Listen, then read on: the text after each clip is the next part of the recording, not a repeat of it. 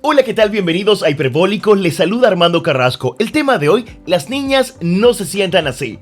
La cultura y la identidad corresponden a recorridos muy personales, a ese reconocimiento de aquello que me precede y que hizo historia, a esas luchas de país, raza y género que construyen un camino, lo que somos y lo que nos representa, no solo eso que se dice por allí, que se repite y que nos etiqueta, sino que también somos esas victorias que antes fueron reclamos, esos prejuicios que ya no son y esas reivindicaciones que costaron lágrimas y generaciones. Hoy en Hiperbólico nos acompaña la autora de Las niñas no se sientan así, Opal de Casa, magíster en políticas culturales y especialista en gerencia cultural, en una plática intelectualmente envidiable.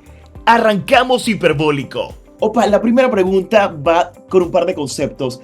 ¿Qué significa para ti cultura? Bueno, yo siempre digo que la definición de cultura para mí no es cultura, sino culturas en plural, porque es el conjunto de muchas cosas. Para mí es uno de los motores de mi vida, una de las inspiraciones con las que yo he desarrollado en realidad toda mi vida, tanto personal como profesional, pero es esa interacción humana. A mí me gusta definirlo así, como la interacción humana, lo que tenemos todos los seres humanos y lo que nos hace poder interactuar unos con otros. ¿Cómo traemos todo ese concepto y todo eso que lo compone hacia este país, hacia Panamá? Bueno, a mí me parece que eso es uno de los temas más ricos que existen porque hay diferentes aristas en el tema. Hay algunas personas que dicen que nosotros somos un país crisol de razas, con mucha cultura, y otras personas que consideran que no tanto, ¿no? Se escucha mucho decir a Panamá le falta cultura, a Panamá no tiene cultura, a la gente panameña le falta parecerse a tal o cual país o tal o cual región. Pero yo considero que tenemos una cultura muy peculiar y tenemos también cúmulo de las historias que nos marcan como país, y eso es lo que determina mucho cómo nosotros entendemos nuestra realidad. Así que a mí me parece que la historia panameña de la cultura o de las culturas que conviven aquí es demasiado interesante. He tratado de que todo mi trabajo alrededor del estudio académico, de las investigaciones, etcétera, sean relacionadas con cómo Panamá entiende el arte y cómo Panamá entiende todas sus culturas. Y bueno, es demasiado amplio. Y por supuesto que esto va más allá del ser esnovista y pensar que solamente lo clásico es lo correcto, es lo que alguna gente entiende como cultura. Pero cultura también es lo actual, ¿no? Exacto. Las personas consideran muchas veces que el término bellas artes es lo que se define como lo culto, de la alta cultura. La verdad, uno puede tomar su postura.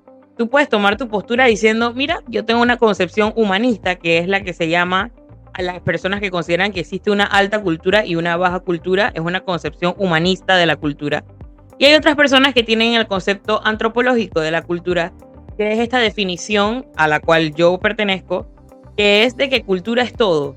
Cultura es todo lo que nosotros vivimos el día a día, es como nosotros nos manejamos, es las bellas artes, pero también es lo urbano, es lo contemporáneo, es lo moderno, es lo tecnológico, lo innovador. Entonces, tú puedes decidir, estás en tu libertad de decidir si tú quieres pertenecer al concepto humanista o al concepto antropológico.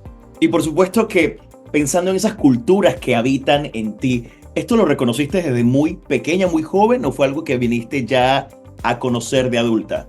Bueno, a mí me gusta decir que lo conocí en el proceso, ¿no? En el proceso de crecimiento. Porque al inicio, obviamente, nosotros concebimos el mundo como nos dicen nuestros padres, como nos enseñan en el colegio. Y uno tiene esa lucha interna cuando va creciendo de encontrar su propia identidad. Y en ese camino tuve varios puntos como específicos que me decían que era por ahí. Entonces, esas vivencias me permitieron saber como que estoy en el camino correcto. Y en ese camino correcto voy a seguir pisando algunos conceptos porque quisiera saber antes de llegar a ese libro. Y la gente se preguntará, pero ¿por qué están hablando de esto? Porque todo esto quizás es lo que te lleva a darle forma a esa publicación tan importante de la que nos vamos a concentrar en un par de minutos. Para ti, mujer, ¿qué significa? Wow, fuerza. Yo siempre digo que es fuerza, resiliencia y resistencia. Así que podría definirlo en esas tres palabras. Y esas cualidades de resistencia, esa resiliencia, ¿también lo ves espejo en esa mujer, en este entorno panameño? Sí, obviamente considero que hay algunas cosas que quedan pendientes. Las tareas pendientes nunca van a ser conquistadas, ¿no? Siempre va a haber algo pendiente. Pero creo que hemos avanzado bastante. Hoy estaba casualmente hablando de que en los comentarios en redes sociales, el primer ministerio que todo el mundo quisiera que se eliminara es el Ministerio de la Mujer. Sin embargo, hay que reconocer de que políticas públicas que nosotros tenemos en este país para la protección de la mujer son bastante avanzadas y es necesario hacerlas cumplir como están diseñadas para que se vea algún tipo de cambio en la sociedad que tenemos. En los logros, por lo menos de servicio educativo, el privilegio de la educación que se han conquistado en este país con respecto a la atención femenina en las universidades y en las escuelas, es un logro importante que no existe este privilegio en otros países. Y creo que lo damos por sentado. Muchas veces cuando tenemos el privilegio lo pasamos por alto y no le prestamos atención a que tenemos logros que en otras latitudes no existen. ¿Cómo quisieras ver tú a la mujer panameña en un par de años? En 3 puntos, lo resumiría en 3 puntos. El primero es en puestos de jurisdicción y toma de decisión. Lo segundo es reconocida no como la parte servicial o la parte del hogar, sino la parte empoderada, que puede ser figura representativa, puede ser líder, puede ser ejemplo, tanto para mujeres como para hombres. Y en tercer lugar, segura, en una sociedad donde se pueda sentir segura, a donde pueda caminar con libertad, a donde de verdad se cumplan estas políticas públicas que están diseñadas para la protección, pero que a veces pueden estar un poco flojas y que puede considerarse que Panamá sea uno de los países en donde no existan tantos femicidios, en donde no exista tanta violencia intrafamiliar. Así me gustaría que de aquí a algunos años sea la realidad que tengamos las mujeres de hoy y las niñas, pues, que van a ser mujeres en el futuro. Y son esas mujeres las que son protagonistas en esa formación cultural y en esa identidad que tenemos como país. Y paso al siguiente concepto, que es raza. A mí me gusta más decir etnia. Creo que eso también me marca mucho a lo largo de todo mi proceso creativo, por decirlo de alguna forma. Estar orgulloso de la identidad. Estar orgulloso de nuestra identidad es algo que cuesta mucho hoy en día. A mí no me gusta satanizar las redes sociales porque las utilizo y me encantan, pero los estándares de cómo nosotros nos percibimos a nosotros mismos y de cómo formamos nuestra identidad están bastante tergiversados. Entonces yo conecto mucho la etnia con la identidad y con sentirte orgulloso de ser tú mismo. Así que esa sería mi definición de ese concepto. Entonces pasaríamos a hablar de etnias dentro de todas esas culturas y todo eso está dentro del mismo paquete, este mix que es Panamá, que a veces la gente no entiende o no nos descifra porque somos muchas cosas, un poco de todo, pero todo de mucho también.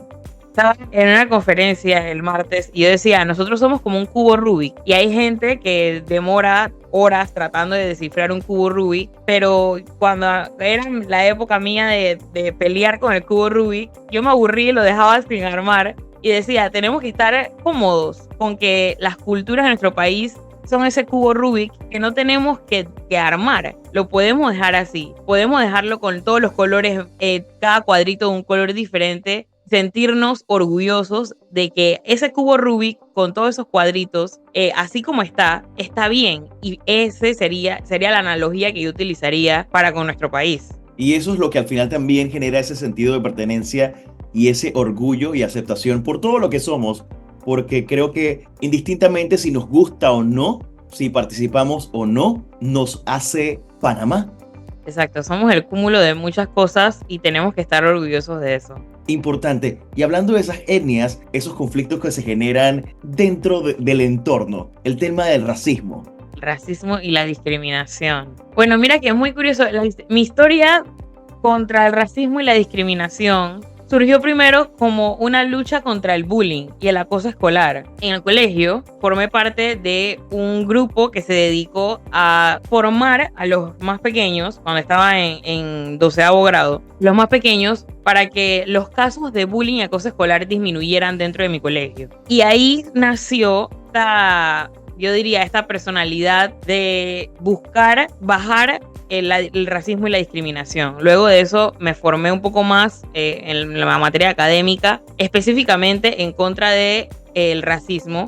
Es una formación que se le llama antirracista y a veces te coloca en una perspectiva que estás a la defensiva. Entonces muchas personas pueden decir como que no, las personas de color siempre están a la defensiva o siempre están victimizándose, que es una frase que se escucha mucho. Pero en realidad es esta visión, yo me lo imagino como ponerte los lentes y verlo desde una óptica en donde todo esto ha pasado por tanto tiempo, de que se ha sistematizado y se ha estructurado y se ha normalizado, que es el problema. Entonces, encontrar las maneras políticamente correctas, revolucionarias, innovadoras, de poder hacer ver de que esto es un problema y que tenemos que cambiarlo, ha sido una de las cosas que yo más he disfrutado en todo mi proceso. A mí es muy curioso sentir que hay personas que dicen que eso ya no existe cuando pasa constantemente todos los días. También un punto interesante al que me he puesto en práctica estos últimos años es la introspectiva y ver de qué manera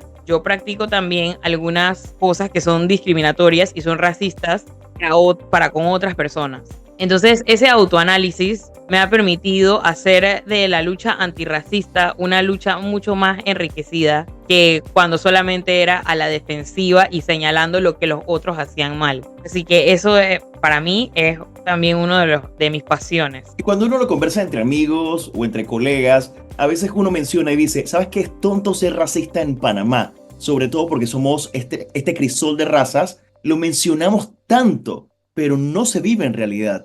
También siempre menciono eso, como que es muy irónico que siempre nos enorgullecemos, entre comillas, de que somos un cúmulo de muchas culturas, pero no nos gusta la cultura. Esta perspectiva de lo mío versus lo del otro. Es muy curioso cómo nosotros entendemos, por darte un ejemplo, cumbias de Sammy Sandra como lo nuestro y el rock como algo de los otros, cuando nosotros tenemos una de las bandas de rock que le ha dado Grammys al país como los Rabanes. Entonces, siempre que pongo ese ejemplo, todo el mundo se queda como que, wow, es cierto, tenemos de todo. Y no por eso hay que decir que una cosa es superior a la otra. El racismo y la discriminación no es más que la doctrina de superioridad.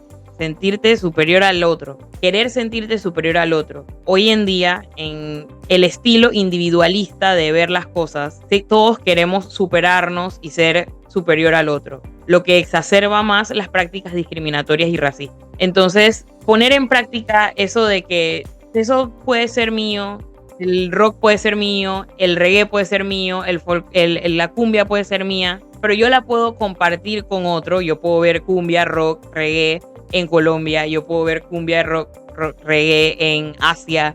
Y esa apertura nos permite ser más inclusivos y más diversos. Entonces es una práctica un poco complicada porque requiere de mucho autoanálisis y requiere de pensar el simbolismo de las cosas más de una sola vez. Eso toma tiempo. Sí, tú que has estado en ambos lados, por decir, de esta vida ciudadana, tanto como el ciudadano individual, como parte quizás de una administración cultural, ¿dónde se puede ayudar más a que este país a nivel cultural, a nivel de género, a nivel de etnias, pueda seguir creciendo y veamos en esas nuevas generaciones la construcción de un Panamá diferente? Bueno, yo considero que se puede de ambas partes. La gobernanza cultural puede ser pública como puede ser privada. Necesita una mancuerna, necesita el apoyo unido de ambos espacios, que lo que puede hacer uno no lo puede hacer el otro y viceversa. Entonces se apoyan bastante bien. Desde lo privado, desde lo civil, nosotros podemos prácticas bastante sencillas, como hacer un círculo de lectura en nuestro edificio, con la gente del apartamento, con la gente del piso. Decir, oye, tú quieres leer un libro. Si no tienes un libro, yo te presto uno porque yo tengo 5. Esas cosas garantizan algo que se llama derechos culturales. Los derechos culturales no es más que la capacidad que tienen todos los individuos de producir, accesar, gestionar la cultura, todos los productos, todos los bienes, las necesidades culturales que hay dentro de eso, las artes, el cine, la música, ir a un museo, ver el patrimonio, etc. Entonces, si nosotros nos apoyamos como comunidad y logramos como comunidad garantizar que todos podamos tener nuestros derechos culturales, Panamá va a crecer en el ámbito cultural. No necesariamente porque haya un ministerio o haya una junta comunal que traiga un concierto o que ponga una pantalla. Con que tú le digas a un vecino, oye, ¿quieres ver esta película conmigo? Eso es garantizar los derechos culturales. ¿Leopal de 10 años sabía lo que iba a suceder 15 años después? No, no, para nada, para nada, para nada. La Opal de 10 años era bailarina, estaba en la Escuela Nacional de Danzas, era fanática de Rosa María Brito. Yo iba a las ferias del libro, todas las ferias del libro, a perseguir a Rosa María Brito para que me firmara el libro que estaba leyendo de ella en ese momento. Hoy esas son mis más grandes, mis más preciados regalos. Son los libros de Rosa María de Brito autografiados y dedicados. Y bueno, peleando con mi mamá siempre para que me comprara libros porque ya se me habían acabado, ya los había leído todos. Y bueno, estando en el colegio, que era creo que la parte que menos me gustaba, estar en la escuela.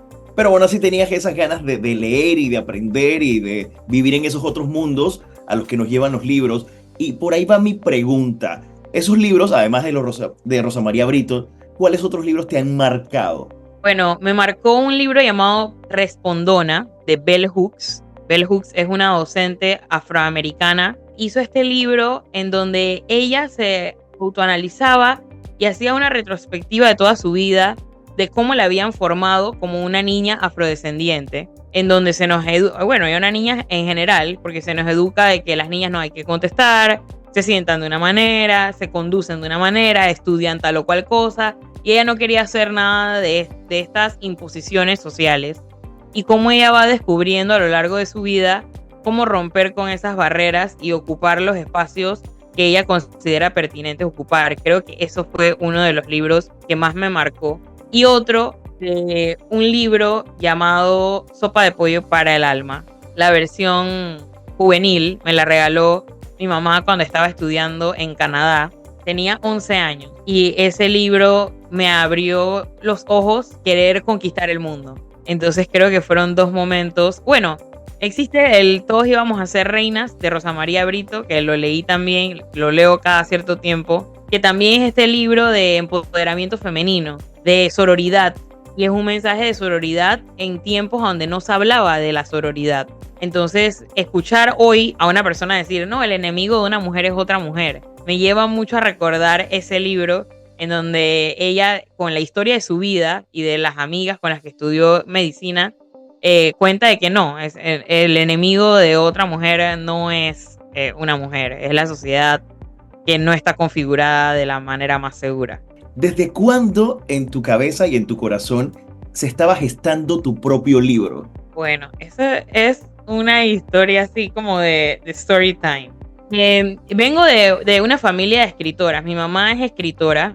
Obviamente, los libros que hace ella al ser doctora y enfermera son más técnicos, ¿no? Más científicos acerca de la medicina, de los pacientes, los procedimientos de enfermería. Lo recuerdo yo desde muy pequeña verla escribir. Entonces sentarse a decir, voy a escribir un libro. Así que siempre había sido como una de las cosas que yo quisiera hacer. Quisiera escribir un libro. Además, cuando estuve en la universidad, yo estudié Bellas Artes. En tercer año de la universidad, mi profesora de técnica de danza moderna, Yanel Sibauste, nos mandó a hacer un diario, lo cual a mí se me había hecho demasiado fácil porque yo toda la vida he tenido diarios y yo he escrito todos mis pensamientos cuando tengo un mal día, cuando tengo un buen día. La forma de gestionar mis emociones siempre ha sido escribiendo. Entonces, cuando ella nos hace escribir este diario, yo me quedo como que yo podría hacer esto un libro. Ese diario de hoy me fue bien en clase, hoy no me fue bien, hoy el cuerpo se siente pesado, hoy el cuerpo se siente más flexible. Y yo decía como que yo puedo escribir, yo puedo hacer de este cuaderno un libro. Luego de eso,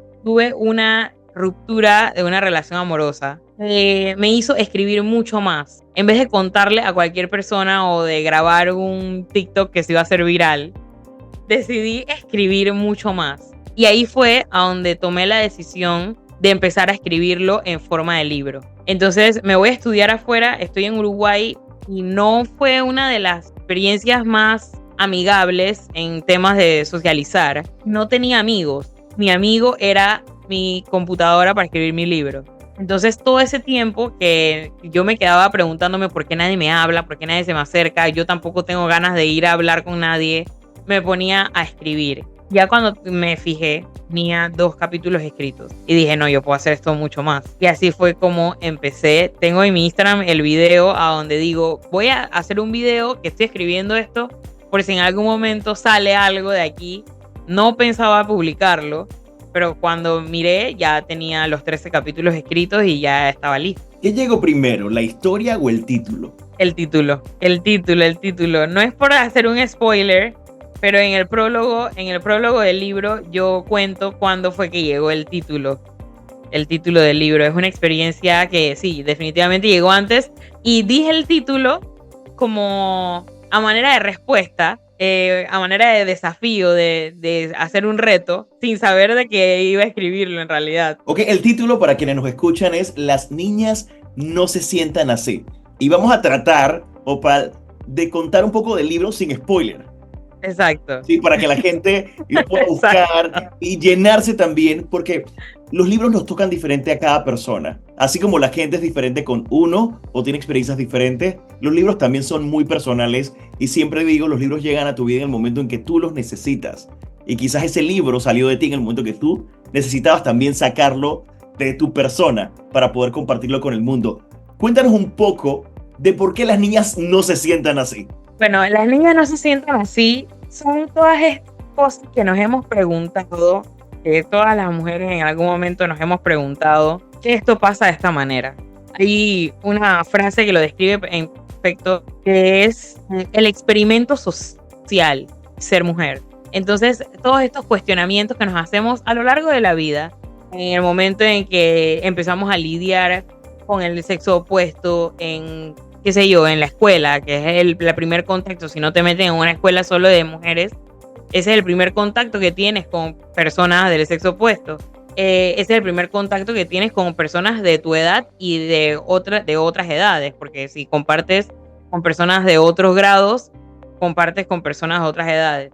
Entonces, todos estos cuestionamientos de la vida, luego entonces cuando sales de la escuela, te vienes al mundo real, entre comillas, y te encuentras de que nada de lo que aprendiste en la escuela es lo que vas a aplicar en el mundo real, porque en la escuela estás en un ambiente controlado, estás en un espacio controlado, personas controladas, todo es muy controlado y el mundo real no es así. Es una simulación, como dicen ahora. Exacto, es una simulación. Así que siempre nos estamos cuestionando. El ser humano es un individuo de preguntarse cosas, de los por qué, los cómo, los dónde. Entonces, las niñas no se sientan así, es eso. Es mi respuesta hacia todos esos cuestionamientos y decido ponerle ese título porque esa es la respuesta que siempre nos dan. Las niñas no se sientan así, las niñas no hablan así, las niñas no se conducen así, las niñas no hacen esto, no hacen lo otro y todo es negativo, todo es no hacen, no se da, no se ponen, no se comportan, no se sientan. Cuando en realidad necesitamos un mundo que nos diga puede hacerse de tal o cual manera, tienes la oportunidad de escoger, puedes elegir entre esta opción. Entonces de ahí viene ese título. ¿Hay más ficción o hay mucha de tu realidad? Hay mucha de mi realidad, hay más de mi realidad de lo que quisiera aceptar, pero sí, todas las narraciones son basadas en la vida real, todo lo que van a leer ahí son cosas que pasaron en la vida real. O sea, que muchas de las adolescentes... ¿Este libro lo pueden leer adolescentes? Sí, de hecho tengo varias lectoras, la mayoría de las lectoras son lectoras adolescentes y su feedback o su retroalimentación de cómo ellas han percibido el libro me ha llenado el corazón y me ha hecho querer escribir otro, acerca de otros temas, otras anécdotas, pero la retroalimentación de las adolescentes ha sido maravilloso y me encanta cuando me dicen, siento que he encontrado muchas respuestas aquí, porque están en la edad de encontrar las respuestas y las respuestas se encuentran en un ambiente seguro, pero también un ambiente colectivo en donde ellas puedan encontrar gente que piensa como ellas. Entonces a mí me encanta mucho cuando las adolescentes lo leen y cuando las adolescentes y las mamás son dos grupos que me encanta cuando lo leen y me dan su retroalimentación y me dicen como que he encontrado respuestas para darle a mis hijas o he encontrado respuestas para preguntas que he estado haciendo durante estos años de desarrollo. Sé que a nivel creativo somos muy perfeccionistas. Cuando terminaste y lo publicaste, que ya lo tenías en físico, ¿te dijiste, se me quedó algo por fuera? Sí. Encontré muchas historias que quisiera meter y que no metí, pero también encontré muchas formas de contar las cosas. Quizás en algunos puntos quise ser más incisiva y mi editora me decía como que no seas tan incisiva, no es necesario ser tan revolucionaria, no es necesario ser tan incisiva, puedes ser más tranquila. Hay capítulos que son bastante puntuales, bastante incisivos, y hay otros que son más relajados.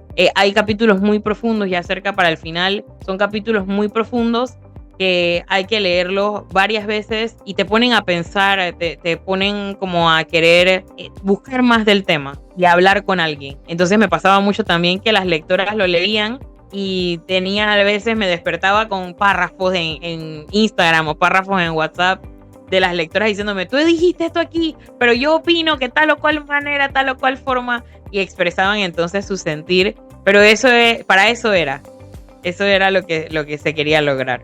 Lo leyeron en tu casa, ¿qué te dijeron? Bueno, muchas cosas mi mamá me decía como que esto yo nunca supe qué pasó. La mayoría sí sabía porque yo converso mucho con ella, es mi mejor amiga, mi confidente, es la que sabe todo lo que sucede en mi vida, pero sí me dijo como que yo no sabía que tú pensabas de esta manera en tal o cual tema. Ella fue la que comentó el libro el día del lanzamiento y ella decía como que me hizo ver cosas que yo había pasado por alto. Obviamente la diferencia generacional hace que las perspectivas sean distintas, pero también ella se dio cuenta de que hay mucho de ella en mí y muchas de las cosas que ella quizás pensaba, pero nunca me compartió, me las transmitió de otra forma y están expuestas en el libro. Bueno, también son dos generaciones diferentes. Ella creció en otro entorno con otros cánones culturales también. Y tú eres parte de esa generación que también está buscando esa libertad y esa equidad, que lo hace un poco más notable y con mayor ruido que quizás lo hacían las otras generaciones de mujeres. Tú estás abriendo la puerta también a esa nueva generación de niñas y adolescentes a encontrar y a escuchar realmente lo que dice ese corazón o esa intuición, no silenciarse, porque generalmente lo hacemos, nos silenciamos. Si tuvieses que darle un consejo a esa generación que está encaminándose, que está creciendo en este Panamá con mucho ruido ahorita y que tú quisieras ver también crecer en positivo e impactar en positivo, ¿qué les dirías? En colectivo.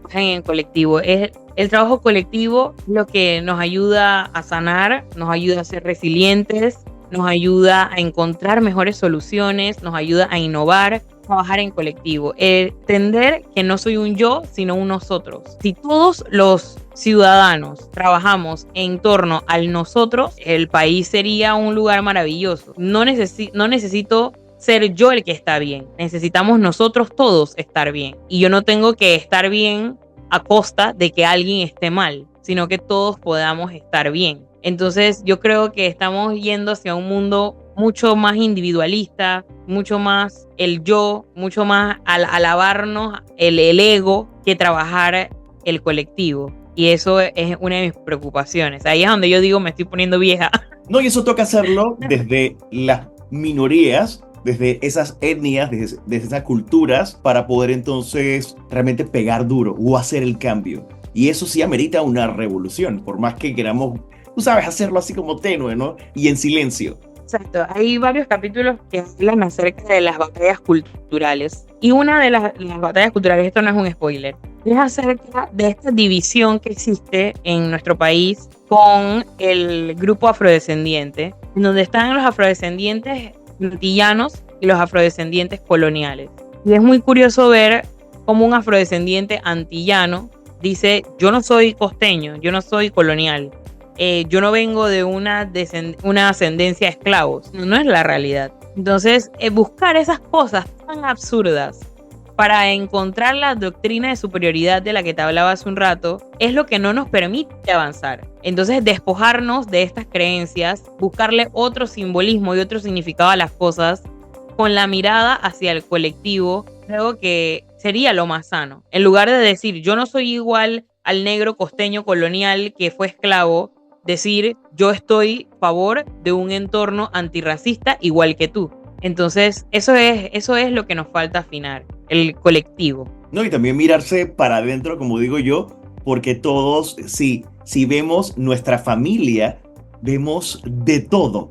Por eso que al final uno dice, es tonto el tema del racismo cuando somos mucho de todo en este país.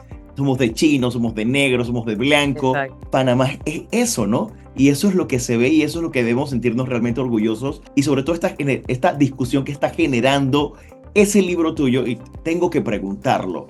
Esto no se va a quedar allí. ¿Tú quieres seguir? ¿Que las niñas no se sientan así? ¿O hay otras historias por allá esperando ser contadas? Día del lanzamiento nos comprometimos a construir el libro Las niñas se crían así. Es una guía más para padres, que también tiene varias narraciones y también motiva, ¿no? A seguir esa discusión. Pero ahorita mismo me estoy trabajando en una novela, ya es más ficción, pero sí, me encantaría seguir escribiendo. Creo que es una de mis pasiones. Este no es el primer libro. Había hecho un libro antes que había lanzado en Montevideo, en la Feria Internacional del Libro de Montevideo, que era más académico y hablaba acerca de las políticas culturales. Pero releyendo mi capítulo, es un cuento, porque es el cuento de cómo se gestó el Ministerio de Cultura de Panamá. Entonces está narrado bastante, tiene una narrativa bastante cautivadora, diría yo, no por alabarme, pero es bastante interesante que dentro del análisis académico tiene como esta narrativa que echa el cuento, ¿no? De cómo sucedieron las cosas. Y la gente se preguntará, estamos llegando al final de esta media hora de podcast, una conversación muy rica, y lo hemos hecho como al revés, porque ahora te voy a dar la oportunidad de presentarte.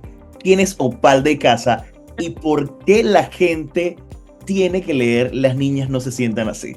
Bueno, Opal de Casa es una chica afrodescendiente nacida en la provincia de Colón, de 26 años, bailarina, política, estudié Derecho y Ciencias Políticas después de Bellas Artes, especialista en las culturas, mediación, política pública, etcétera, pero quitando todo eso, es una chica común y corriente, que sus papás trabajaron súper duro para darle la mejor educación posible y que ha encontrado maneras de derribar esa estructura que se nos ha impuesto en la sociedad y que comparte esta manera de cómo derribar esas estructuras que nos ha impuesto la sociedad a través de Las niñas no se sientan así. Una última reflexión para quienes nos escuchan, Opal, para este país, para esta mezcla, para estas culturas, para estas etnias, para ese racismo, para esa mujer. Es importante encontrar herramientas que nos unan a los demás. Y yo creo que un libro, una película, una canción, cualquier producto cultural, una artesanía, nos permite compartir y conectar con el otro. Así que yo les diría que consuman lo más que se pueda los productos de todas partes. Mientras más consumimos, más películas, más música, más danza, más libros, vamos a encontrar más puntos de conexión con personas que quizás nunca imaginamos que íbamos a conectar. Y con esta reflexión de Opal de Casa, concluimos este episodio de Hiperbólico, titulado en honor a su libro, Las niñas no se sientan así.